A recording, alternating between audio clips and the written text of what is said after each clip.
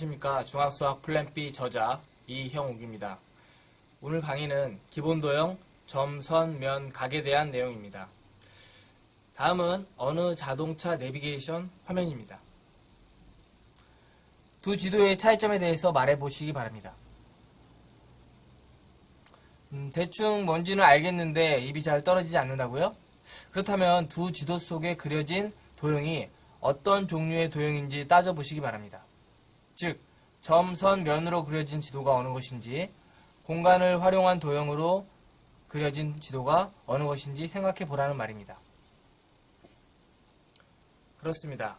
점, 선, 면과 같이 길이나 폭만 있고 두께가 없는 도형을 평면 도형이라고 말합니다. 그리고 공간에서 일정한 부피를 차지하고 있는 도형을 입체 도형이라고 부릅니다. 즉, 왼쪽 지도는 평면 도형으로 그려진 2차원 지도이며 오른쪽 지도는 입체 도형으로 그려진 3차원 지도란 말이죠. 2차원과 3차원은 또 뭐냐고요? 사실 차원은 좌표계와 관련된 용어입니다. 우리는 흔히 엉뚱한 사람을 가리켜 4차원이라는 말을 하죠. 차원에 대한 수학적인 의미를 살펴보면 다음과 같습니다. 좌표계 안에서 어떤 특정한 점의 위치를 결정하는 데 필요한 숫자 또는 문자의 개수를 차원이라고 말합니다. 예를 들어 1차원은 좌표계 안에서 어떤 특정한 점의 위치를 결정하는 데 필요한 숫자 또는 문자의 개수가 1개라는 것을 의미하며 2차원과 3차원은 좌표계 안에서 어떤 특정한 점의 위치를 결정하는 데 필요한 숫자 또는 문자의 개수가 각각 2개, 3개라는 것을 의미합니다. 이제 기억나시나요? 1, 2, 3차원 좌표계는 아래와 같습니다.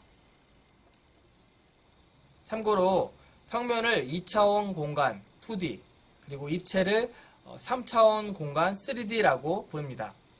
2D, 3D 다들 들어본 용어죠? 여기서 D는 차원을 의미하는 영단어 디멘전의 첫 글자입니다. 이제 도형을 구성하는 기본 요소에 대해 알아보는 시간을 갖도록 하겠습니다. 우선 형태나 방향은 없고 위치만 있는 도형의 기본 단위가 무엇인지 상상해 보시기 바랍니다. 힌트는 한 글자입니다. 네, 맞습니다. 바로 점입니다. 그렇다면 연속된 점이 모인 것으로서 위치와 방향을 갖고 있는 도형의 기본 단위는 무엇일까요? 마찬가지로 이것도 한 글자입니다. 그렇습니다. 바로 선입니다. 마지막으로 선으로 둘러싸인 경계선 내부의 평평한 부분을 면이라고 한다는 사실 다들 알고 계시죠? 도형을 구성하는 기본 요소로는 점, 선, 면이 있습니다. 한번 읽어볼까요? 점, 형태나 방향은 없고 위치만 있는 도형의 기본 단위. 선, 연속된 점이 모인 것으로 위치와 방향을 갖고 있는 도형의 기본 단위. 면, 선으로 둘러싸인 경계선 내부의 평평한 부분. 그렇다면 두 선이 만나는 점, 두 면이 만나서 생긴 선, 이것을 각각 무엇이라고 부를까요? 힌트를 드리자면 정답은 두 글자이며 동그라미 안에 들어갈 글자는 사귀다를 의미하는 한자입니다. 여러분, 남학생과 여학생이 서로 사귀는 것, 즉 좋은 만남을 갖는 것을 이성교제라고 부르죠. 여기서 교자가 바로 사귀다를 의미하는 한자입니다. 두 선이 만나는 점을 교점, 두 면이 만나서 이루는 선을 교선이라고 칭합니다. 그 밖에 교점과 교선이 만들어지는 경우로는 선과 면이 만날 때, 그리고 입체 도형과 면이 만날 때입니다.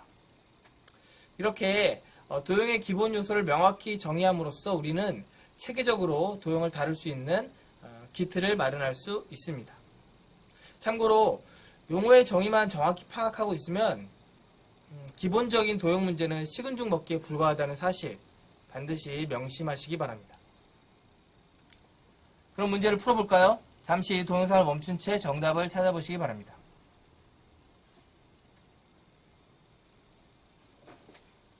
어렵지 않죠? 함께 풀어보겠습니다. 우선 선과 선이 만나서 생기는 교점의 개수를 세어봐야겠죠? 보아하니 1번에서 교점은 8개이며 2번에서 교점은 4개입니다. 이제 면과 면이 만나서 생기는 교선의 개수를 하나씩 세어보겠습니다. 보는 바와 같이 1번에서 교선은 12개이며 2번에서 교선은 6개입니다. 거 봐요. 용어의 정의만 제대로 파악하고 있으면 기본적인 도형 문제는 식은 죽 먹기라고 했잖아요. 그렇죠? 여러분, 한 점을 지나는 직선의 개수는 몇 개일까요? 여기서 직선이라 양쪽 방향으로 곱게 뻗어나가는 선을 말하는 거 다들 알고 계시죠? 보는 바와 같이 한 점을 지나는 직선은 무수히 많습니다. 그렇다면 두 점을 지나는 직선은 몇 개일까요? 네, 맞습니다. 두 점을 지나는 직선은 단 한 개밖에 없습니다. 여기서 우리는 직선을 결정하는 조건을 도출할 수가 있습니다. 즉, 하나의 직선을 결정하기 위해서는 최소 2개의 점이 필요하다는 뜻입니다. 2개의 점이 주어진다면 그 점들을 지나는 직선은 오직 한 개밖에 없다는 것을 의미하죠. 만약 점이 3개 이상일 경우에는 어떨까요? 그렇습니다. 모든 점들이 일직선으로 정렬해 있어야 할 것입니다. 즉, 특별한 경우를 제외하고는 임의의 3점이나 4점 등을 가지고는 하나의 직선을 결정할 수 없다는 뜻입니다. 다들 이해되시죠? 두 점 AB를 지나는 직선을 이렇게 표시하며 직선 AB라고 읽습니다. 여기서 퀴즈입니다.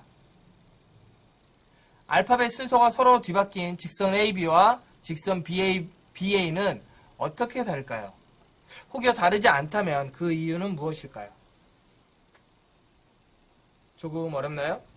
함께 풀어보겠습니다. 우선 두 점 AB로부터 직선 AB와 직선 BA를 그려보면 다음과 같습니다. 네, 맞습니다. 두 직선 AB와 BA는 서로 동일한 도형입니다. 즉, 직선을 수직으로 표현하는 데 있어 두 점의 순서는 크게 중요하지 않다는 뜻입니다. 직선의 개념과 관련하여 퀴즈 하나 풀어볼까요? 잠시 동영상을 멈춘 채 정답을 찾아보시기 바랍니다. 힌트를 드리자면 정답은 모두 11개입니다.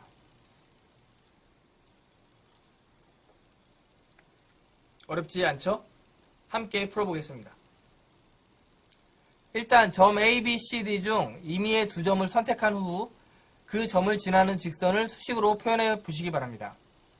더불어 두 점의 순서를 바꾸어 직선을 표현해 보십시오. 어떠세요? 11개의 직선이 나오죠? 정답은 다음과 같습니다. 참고로 점은 대문자 A, B, C로 직선은 소문자 L, M, N으로 표현하는 것이 보통입니다. 어렵지 않죠? 그럼 다음 질문의 답을 찾아보시기 바랍니다. 직선 AB와 비교해 보니까 화살표의 방향이 한쪽으로만 표시되어 있군요. 네, 맞습니다. 이러한 직선을 반직선이라고 부릅니다. 좀 더 정확히 말하면 점 A에서 시작하여 점 B 쪽으로 곧게 뻗어나가는 선을 반직선 AB라고 부르며 기호로는 이렇게 표시합니다. 물론 반직선 AB는 직선 AB의 일부분, 즉 반쪽에 해당합니다. 그렇다면 알파벳 순서를 바꾼 반직선 AB와 반직선 BA는 서로 같은 도형일까요? 아닐까요? 다들 예상했겠지만 두 반직선은 서로 다른 도형입니다. 반직선은 직선과 달리 한쪽 방향으로 곧게 뻗어나가는 선이기 때문에 방향성이 존재합니다. 즉, 점의 순서에 따라 뻗어나가는 방향이 달라진다는 뜻이죠. 따라서 반직선 AB와 반직선 BA는 서로 다른 도형입니다. 이해되시죠? 그럼 반직선의 개념과 관련하여 퀴즈 하나 풀어보겠습니다. 잠시 동영상을 멈춘 채 정답을 찾아보시기 바랍니다. 조금 어렵나요? 함께 풀어보겠습니다. 우선 반직선 AB를 다시 그려보면 오른쪽과 같습니다. 여기서 우리는 반직선 AB가 점 A로부터 시작하여 점 B를 지나 곧게 뻗어 나간다는 사실에 초점을 맞추어야 합니다. 보아하니까 B, C, D가 일직선상에 있으므로 반직선 AB는 반직선 AC, 반직선 AD와 같겠군요. 그렇죠? 여러분, 일상생활 속에서 접할 수 있는 반직선의 예시는 뭐가 있을까요? 보는 바와 같이 레이저의 빛이 바로 반직선에 해당합니다. 그렇죠? 더불어 자유낙하하는 물체의 이동 경로를 표시한 도형 또한 반직선의 예시라고 말할 수 있습니다. 이해되시죠? 그럼 다음 질문에 답을 찾아보시기 바랍니다. 자세히 보니 화살표가 없습니다. 이 말은 양쪽 또는 한쪽 방향으로 뻗어나가는 선, 즉 직선 또는 반직선이 아님을 의미합니다. 슬슬 감이 오시죠? 그렇습니다. 바로 두 점 A, B 사이를 잇는 직선을 말합니다. 이러한 도형을 뭐라고 부를까요? 점 A로부터 점 B까지 직선으로 이은 선을 선분 AB라고 부르며 기호로는 이렇게 표시합니다. 참고로 선분에서 분은 한자로 나눌 분자를 씁니다. 즉 직선으로부터 나누어진 한 부분을 의미하는 용어라고 보면 쉽습니다. 잠깐, 선분 AB와 선분 BA가 서로 같다는 것 굳이 설명하지 않아도 되겠죠? 직선, 반직선, 선분의 개념을 한꺼번에 정리하면 다음과 같습니다. 잠시 동영상을 멈춘 채 도형을 상상하면서 개념의 내용을 천천히 읽어보시기 바랍니다. 다들 잘 읽어보셨나요? 여러분, 두 점 AB의 거리는 어떻게 정의될까요? 사실 두 점 AB 사이를 잇는 선은 무수히 많습니다. 하지만 두 점 AB 사이의 최단 거리를 표현하는 선분 AB의 길이를 바로 두 점 AB의 거리로 정의하였습니다. 보는 바와 같이 등호를 활용하여 선분 AB의 길이를 표현할 수도 있습니다. 예를 들어 선분 AB는 5cm라고 하면 선분 AB의 길이가 5cm가 된다는 것을 의미합니다. 더불어 두 선분의 길이가 같을 때 다음과 같이도 표현합니다. 여러분, 수직선에서 두 점 사이의 거리는 어떻게 계산될까요? 다들 짐작했겠지만 점 AB 그리고 점 C와 D 사이에 칸수를 세어보면 손쉽게 두 점 사이의 거리를 구할 수 있습니다. 보는 바와 같이 선분 AB와 선분 CD의 길이는 모두 5가 되겠네요. 그렇죠? 이참에 두 점 사이의 거리를 구하는 공식을 도출해 보는 건 어떨까요? 아래 점 ABCD의 좌표와 주어진 수식, 즉 뺄셈식을 잘 살펴보시기 바랍니다. 감이 오시나요?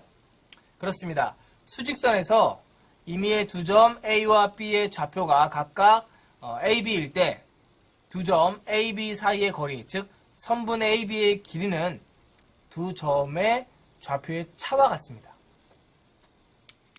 여기서 절대값의 개념을 활용하면 뺄셈 순서는 큰 의미가 없어집니다. 여러분, 절대값이 뭔지 다들 알고 계시죠? 그럼 두 점 사이의 거리를 구하는 공식을 정리해 보도록 하겠습니다. 잠시 동영상을 멈춘 채 개념의 내용을 천천히 읽어보시기 바랍니다. 잘 내용이 이해가 가지 않는다면 직접 여러 예시를 들어 두 점 사이의 거리를 계산해 보시기 바랍니다. 아마 이해하기가 한결 수월할 것입니다. 다음 그림에서 점 M을 선분 AB의 무엇이라고 부를까요? 보아하니까 점 M은 두 점 AB의 한가운데에 위치하고 있네요. 그렇죠? 여러분, 한가운데를 의미하는 한자가 뭐였죠? 그렇습니다. 바로 가운데 중입니다. 즉, 점 M을 선분 AB의 중점이라고 부릅니다. 두 점 사이의 거리와 중점의 개념을 한꺼번에 정리하면 다음과 같습니다. 잠시 동영상을 멈춘 채 개념의 내용을 천천히 읽어보시기 바랍니다. 다들 잘 읽어보셨죠? 그렇게 어렵지는 않죠? 네. 이렇게 기본적인 도형의 개념을 명확히 정의함으로써 우리는 도형을 체계적으로 설명할 수 있는 기본 토대를 마련할 수가 있습니다. 여기서 퀴즈 하나 풀어볼까요? 잠시 동영상을 멈춘 채 정답을 찾아보시기 바랍니다. 조금 어렵나요? 함께 풀어보겠습니다. 점 PQR이 각각 선분 AB, 선분 AP, 선분 PB의 중점이라고 했으므로 다음과 같이 중점과 관련된 등식을 도출할 수 있습니다.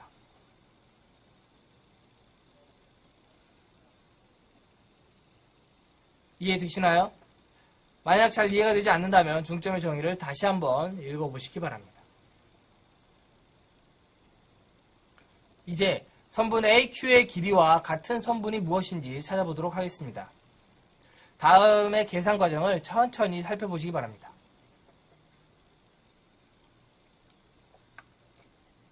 어떠세요?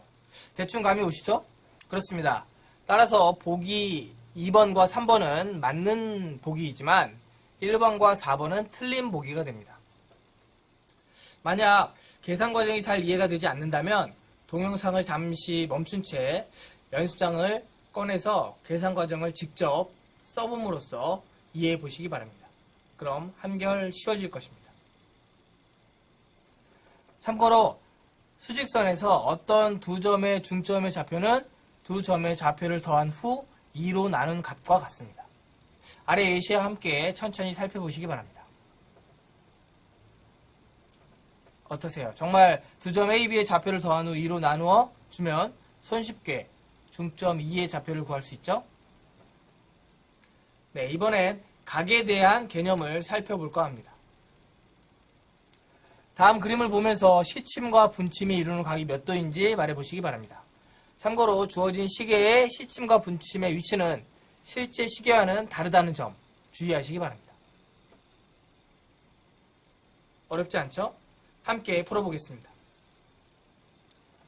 일단 시계 한 바퀴를 각으로 표현하면 360도가 됩니다. 그렇죠? 더불어 시계에 표시된 눈금의 한 칸에 대한 각의 크기는 360도를 12로 나눈 값, 즉 30도입니다. 보는 바와 같이 보기 1은 1칸, 2는 2칸, 3은 5칸, 4는 6칸이므로 각각 칸수에 30도를 곱하면 어렵지 않게 시침과 분침 사이의 각의 크기를 계산해낼 수 있습니다.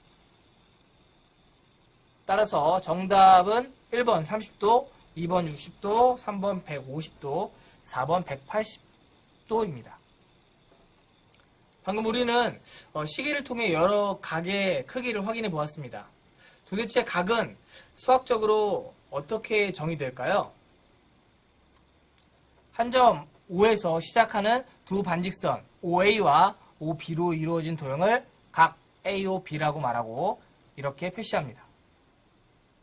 혼동되지 않는 범위 내에서 각 AOB를 간단히 각 O, 각 A라고도 쓸 수 있습니다. 여러분, 각이 도형이라는 사실 모르셨죠? 이렇게 각의 개념을 명확히 정의함으로써 우리는 도형을 체계적으로 설명할 수 있는 기본 토대를 마련할 수가 있습니다. 여러분, 각 AOB와 각 BOA는 어떻게 다를까요? 만약 다르지 않다면 그 이유는 무엇일까요?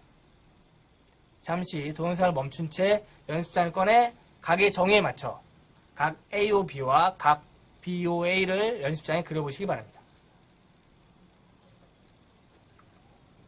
다들 잘 그려보셨나요?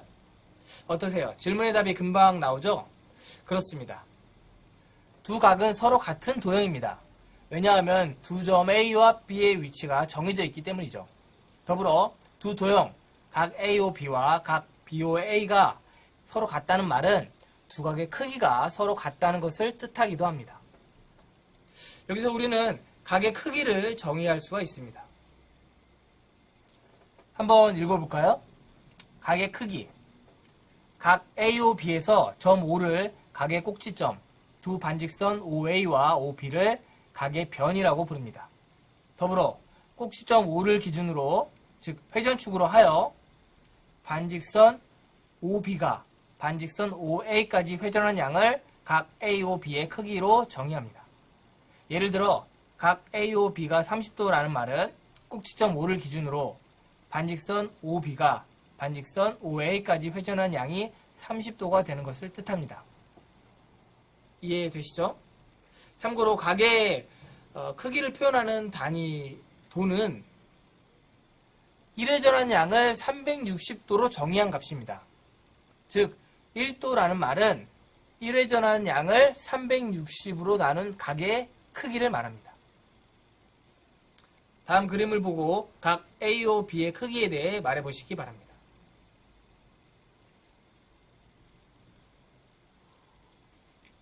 잘 모르겠다고요? 특별한 표시가 없다면 각 A오 B의 크기는 작은 쪽의 각을 말하는 것이 보통입니다. 하지만 이렇게 혼동할 소지가 있는 경우에는 아래와 같이 도형의 각을 정확히 표시해 주는 것이 좋습니다. 각과 관련된 퀴즈 하나 풀어볼까요? 잠시 동영상을 멈춘 채 다음에 그려진 정오각형 A, B, C, D, E를 보고 물음에 답해 보시기 바랍니다. 조금 어렵나요? 그렇다면 각의 개념을 다시 한번 떠올려 보도록 하겠습니다. 잠시 동영상을 멈춘 채 주어진 내용을 천천히 읽어보시기 바랍니다. 다 읽어보셨나요? 먼저 각의 정의를 바탕으로 1번과 2번의 물음의 답을 찾아보도록 하겠습니다. 천천히 그림과 함께 정답을 살펴보시면 쉽게 이해할 수 있을 것입니다. 잠시 동영상을 멈춘 채 정답을 확인하는 시간을 가져보시기 바랍니다. 마지막으로 세 각의 크기를 확인해 볼까요? 일단 문제에서 정오각형의 한 내각의 크기가 108도라고 했습니다. 그렇죠? 그러니까 각 A는 108도가 될 것입니다. 여기서 잠깐 두 삼각형 ABC와 AED가 서로 합동이면서 이등변 삼각형이라는 사실 캐치하셨나요? 이등변 삼각형 ABC의 내각의 합이 180도이므로 180도에서 각 A를 빼면 72도가 됩니다. 그렇죠?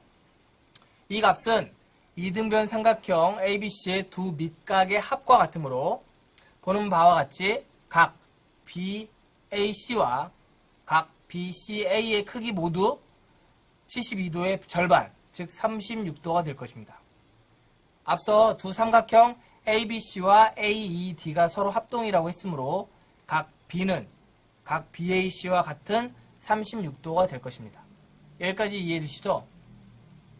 마지막으로 삼각형 AED가 이등변 삼각형이므로 각 B와 각 EDA가 36도로 같으며 각 EDA와 각 C의 합이 정오각형의 한 내각의 크기인 108도로 같으므로 각 C는 108도에서 36을 뺀 값, 즉 72도가 됩니다. 너무 어렵다고요? 잘 이해가 되지 않는 학생이 있다면 동영상을 멈춘 채 연습장을 꺼내 천천히 각의 크기를 직접 계산해 보시기 바랍니다. 여기서 이등변 삼각형의 두 밑각의 크기는 서로 같으며 그리고 삼각형의 내각의 합은 180도라는 사실을 활용해야 합니다. 참고로 삼각형의 합동은 뒤쪽에서 다룰 예정입니다. 다음과 같은 각을 무엇이라고 부를까요? 힌트를 드리겠습니다. 평평하다를 의미하는 한자를 떠올려 보시기 바랍니다. 네, 맞습니다. 평평할 평자를 써서 평각이라고 부릅니다. 즉, 각 AOB의 두 변 OA와 OB가 점 O를 중심으로 서로 반대 방향을 향하고 있으며 세 점 AOB가 한 직선을 이룰 때, 즉, 각 AOB는 180도일 때, 각 AOB를 평각이라고 정의합니다. 그럼 평각의 절반인 크기를 갖는 각을 무엇이라고 부를까요? 네, 그렇습니다. 직각이라고 말합니다. 더불어 다음과 같이 정사각형 모양으로 직각임을 표시합니다. 그 외에 우리가 배웠던 각에는 뭐가 있었나요? 여러분 혹시 예각과 둔각이라는 용어 들어보셨나요? 그렇습니다. 예각이란 0도보다 크고 90도보다 작은 각을 의미하며 둔각이란 90도보다 크고 180도보다 작은 각을 뜻합니다. 그럼 각의 크기에 따라서 각을 분류하면 다음과 같습니다. 잠시 동영상을 멈춘 채 개념의 내용을 천천히 읽어보시기 바랍니다. 관련 문제 하나 풀어볼까요? 잠시 동영상을 멈춘 채 다음 그림에서 각 AOB와 각 COA의 크기를 구해보시기 바랍니다. 조금 난해한가요? 그럼 함께 풀어보겠습니다. 우선 각 DOB는 평각, 즉 180도입니다. 맞죠? 그리고 각 AOB는 각 DOB보다 120도만큼 작은 각입니다. 이를 등식으로 표현한 후 각 AOB의 크기를 구하면 다음과 같습니다. 보는 바와 같이 각 COB는 직각이며 각 COA는 직각인 각 COB보다 각 AOB의 크기만큼 작은 각입니다. 그렇죠? 마찬가지로 이를 등식으로 표현한 후 각 COA의 크기를 구하면 다음과 같습니다. 따라서 각 AOB는 60도이며 각 COA는 30도가 됩니다. 잘 이해가 가지 않는 학생이 있다면 동영상을 멈춘 채 연습장을 꺼내 수식을 천천히 써 내려가 보시기 바랍니다. 아마 이해하기가 한결 수월할 것입니다. 다음과 같이 두 직선이 만나서 생긴 각을 무엇이라고 부를까요? 네, 그렇습니다. 사길 교자를 써서 교각이라고 부릅니다. 앞서 두 선이 만나는 점을 교점, 그리고 두 면이 만나서 생긴 선을 교선이라고 부른다고 했던 거 기억하시죠? 다음 두 직선이 교차하여 생긴 네 교각 A, B, C, D에 대하여 육안으로 봤을 때 서로 크기가 같은 각끼리 짝지어 보시기 바랍니다. 네, 맞습니다. 크기가 같은 각은 각 A와 각 C, 그리고 각 B와 각 D가 크기가 서로 같아 보입니다. 그렇죠? 사실 실제로도 같습니다. 이렇게 서로 마주보는 각을 맞꼭지각이라고 부릅니다. 다음은 맞꼭지각의 크기가 같다는 사실을 증명한 내용입니다.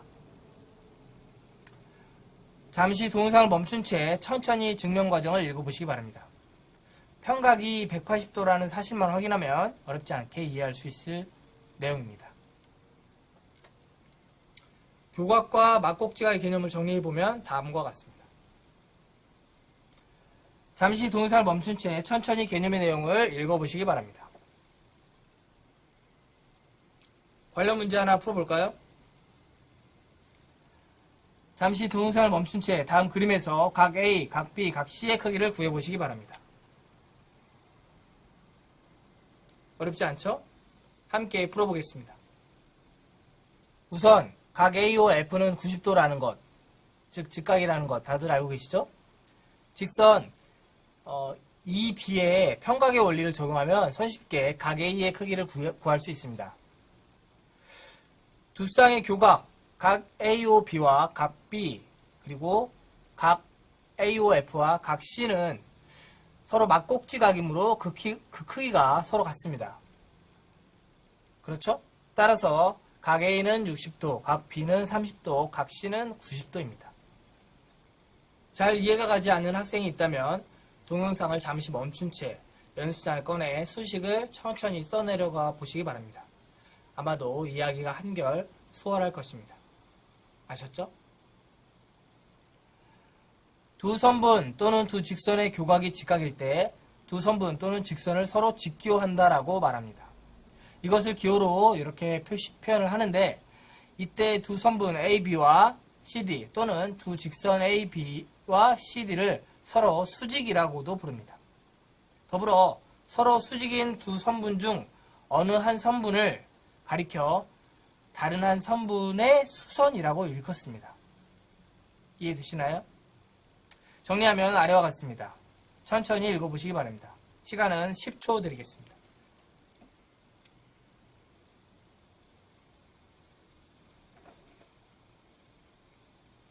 이해되시나요?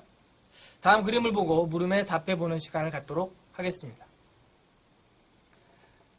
직선 L의 외부에 있는 점 P로부터 직선 L의 수직인 선분을 그어 교점을 H라고 할 때 점 H를 점 P의 수선의 모라고 말합니다. 여기서 동그라미 안에 들어갈 말은 무엇일까요? 너무 막막하다고요? 힌트를 드리도록 하겠습니다. 점 P를 사람의 머리라고 생각해 보십시오. 그럼 점 H는 사람의 이것이 될 것입니다. 우리 몸의 가장 아래쪽에 있는 이것은 과연 무엇일까요? 네, 맞습니다. 바로 발입니다. 즉 직선 L의 외부에 있는 점 P로부터 L의 수직인 선분을 그어 그 교점을 H라고 할 때 점 H를 점 P의 수선의 발이라고 부릅니다. 수직과 관련하여 너무 많은 용어를 한꺼번에 배우니까 좀 당황스럽다고요? 차근차근 그 내용을 정리해 보도록 하겠습니다. 잠시 동영상을 멈춘 채 천천히 도형을 상상하면서 읽어보시기 바랍니다. 참고로 수선의 개념을 적용하여 점과 직선 사이의 거리에 대한 개념도 함께 추가하니까 잘 살펴보시기 바랍니다. 다들 잘 읽어보셨나요? 그렇게 어려운 내용은 아니죠? 그럼 문제를 풀어보도록 하겠습니다. 잠시 동영상을 멈춘 채 정답을 찾아보시기 바랍니다. 개념의 정의만 잘 적용하면 쉽게 해결할 수 있는 문제입니다. 어렵지 않죠? 정답은 다음과 같습니다.